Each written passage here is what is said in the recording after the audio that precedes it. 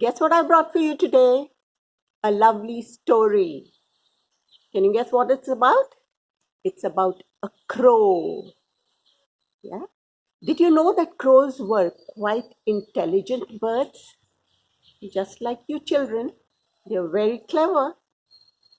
So our crow, let's call him Mr. Caw, because that's how he speaks, right? Caw, caw. So we call him Mr. Caw.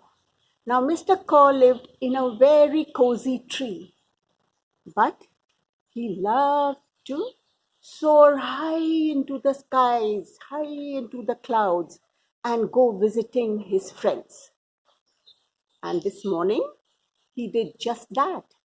He had his breakfast and he set out, flying into the skies, far, far away, from tree to tree, from one cloud to the next cloud. He went visiting all his friends. He was mighty happy, and so were his friends. You too are happy to meet your friends, right? So was he. After flying for hours together, he started feeling thirsty. The sun was shining bright. It was summertime, and Mr. Caw wanted to drink some water. And so he started hunting for water, high and low. And what did he find? The little streams were all dry. So were the lakes and the ponds, no water anywhere. The sun had evaporated all the water in the lakes. And Mr. Caw was at his wits' end. He didn't know what to do. He kept looking, looking, and looking.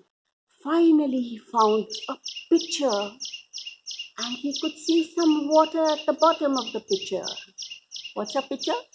A pitcher is a jar with some water in it. He was so happy. He swooped down onto the pitcher and started looking down into the pitcher to see the water. He put his head in, but the pitcher had a long, narrow neck, and his beak couldn't reach the water. What could he do? Here was the water, and here was Mr. Caw, but he couldn't reach the water. He thought and he thought, and as I told you, the crow is an intelligent bird. As he looked down, he saw a lot of pebbles strewn on the floor. A bright idea struck him. He picked up pebbles with his beak and put them into the pitcher one by one. And as the pebbles went down, the water came up. And so he put lots of pebbles into the jar. And very soon the level of the water rose up. Now Mr. Caw could put his beak in and reach the water. And so he drank and drank and drank to his heart's content. Now he had quenched his thirst.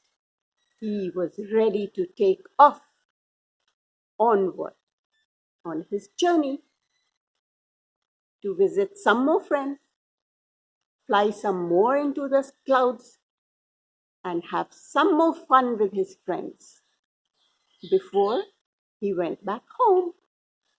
How was the story of Mr. Caw? What did it tell you? Think, apply your mind, and you will be able to solve all your problems. Mr. Caw didn't get disheartened because he couldn't reach the water. No, he thought and he thought and he came up with an idea. And so must you. Always think, think, and solve your problems. Don't forget to like, share with your friends, and subscribe.